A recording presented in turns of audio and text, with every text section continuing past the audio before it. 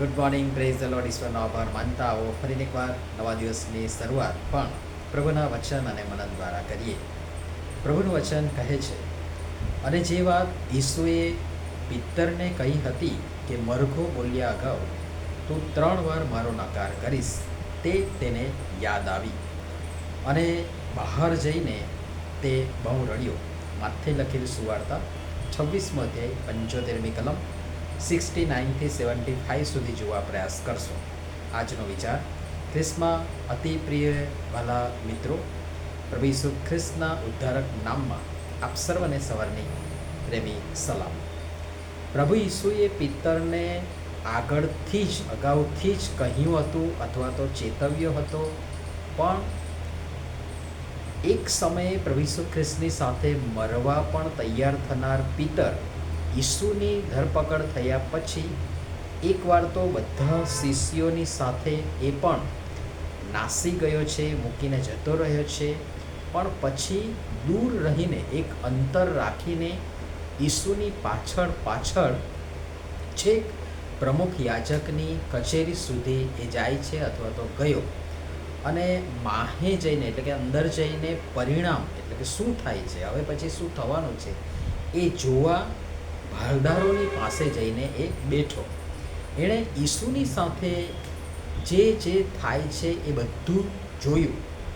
દરમિયાન એક પછી એક બે દાસી અને બીજી પણ કેટલીક વ્યક્તિઓ મારફતે તેની ઓળખ કરવામાં આવી અથવા તો તેને ઓળખી કાઢવામાં આવ્યો કે આ પણ પ્રભુ ઈસુની સાથે હતો. એને ઓળખી નાખ્યો અને પૂછા કરતા એટલે કે તેની પૂછપરછ કરતા, તપાસ કરતા ઈસુના કહ્યા પ્રમાણે મરઘો બોલ્યા અગાઉ સતત 3 વાર તેણે ઈસુનો નકાર કર્યો. પ્રથમ વાર માત્ર નકાર કર્યો, હું કંઈ જાણતો નથી. બીજી વાર સમ ખાઈને નકાર કર્યો કે તે માણસને હું ઓળખતો નથી. ત્રીજી વાર સાપ દઈ સમ ખાઈને પછી નકાર કર્યો, હું તે માણસને ઓળખતો નથી. અને તરત જ મરઘો બોલ્યો અને ત્યારે ઈસુએ કહેલી વાત તેને યાદ આવી અને બહાર જઈને તે બહુ રડ્યો. પિત્તરે નકાર તો કર્યો પણ પછી પસ્તાયો અને બહાર જઈને તે બહુ રડ્યો અને પસ્તાવાના એ વિપુલ ઝરણામાં નાહી શુદ્ધ થયેલ પિત્તર ખડક પર પ્રભુ ઈસુ ખ્રિસ્તે મંડળી બાંધે છે, જેની સામે આજ દિન સુધી આળસની સત્તાનું જોર ચાલ્યું નથી અને ક્યારેય ચાલશે પણ નહીં. મિત્રો, 3-3.5 વર્ષ સુધી અથવા તો 3-3.5 વર્ષનો ખ્રિસ્ત સાથે રહેવાનો એનો અનુભવ છતાં પિત્તર 3 વાર નકાર કરી બેસે છે. ને આપણા જીવનમાં એકાદ વાર ઈસુનો અનુભવ કરી પછી આપણે બિંદાસ બની જઈએ છીએ. જેનો ગેરલાભ ઉઠાવી વેરી શેતાન 365 દિવસ મારી તમારી પાસે ઈસુનો નકાર કરાવે છે. અને એ કહેવામાં જરા પણ અતિશયોક્તિ નથી કે આપણે બહુ જ સાહજિક ને સ્વાભાવિક રીતે એ કરીએ પણ છે. હા, બિંદાસ કરીએ છીએ. એવા કંઈ કેટલાય પ્રસંગો આપણા જીવનમાં રોજબરોજ પ્રતિક્ષણ પ્રતિદિન આવતા હશે. પિત્તરે કર્યું પણ પછી પાછળથી એ પસ્તાયો અને પસ્તાવા સહિત રડ્યો.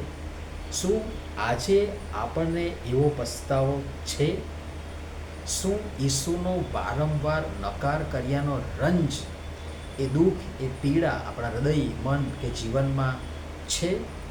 તો તમારી આપણી આંખમાં પણ એ આંસુ હોવા જોઈએ, જે આપણા પાપ ધોઈ નાખે અને આપણને ફરીથી એકવાર નવી રીતે ઈસુની પાસે લાવે અને બાંધે, પુનઃસ્થાપિત કરે. પ્રભુ સમજવા પણ સર્વની સહાય તથા મદદ કરો. નમ્યે પ્રાર્થના કરીએ. પ્રેમાળ પિતા, પિત્તરે 3 વાર તમારો નકાર કર્યો, પણ પછી વાસ્તવિકતાનું ભાન થતાં તે પસ્તાયો, રડ્યો, પુનઃસ્થાપિત થયો. જે ખડક પર તમે તમારી મંડળી બાંધી, જેની સામે આજ દિન સુધી હાડેસની સત્તાનું જોર ચાલ્યું નથી અને ચાલશે પણ નહીં. અમે સાહજિક રીતે પ્રતિક્ષણ પ્રતિદિન ઈસુનો નકાર કરીએ છીએ, છતાં પસ્તાવાનો છાંટો અમારામાં નથી. કૃપા કરી અમને ક્ષમા કરો અને વાસ્તવિક હૃદય પૂરું પાડો. મંડળીને તોડવામાં નહીં, પણ મંડળીને બાંધવામાં અમારો ઉપયોગ કરો. પ્રભુ ઈસુના નામમાં આમેન. ધન્યવાદ.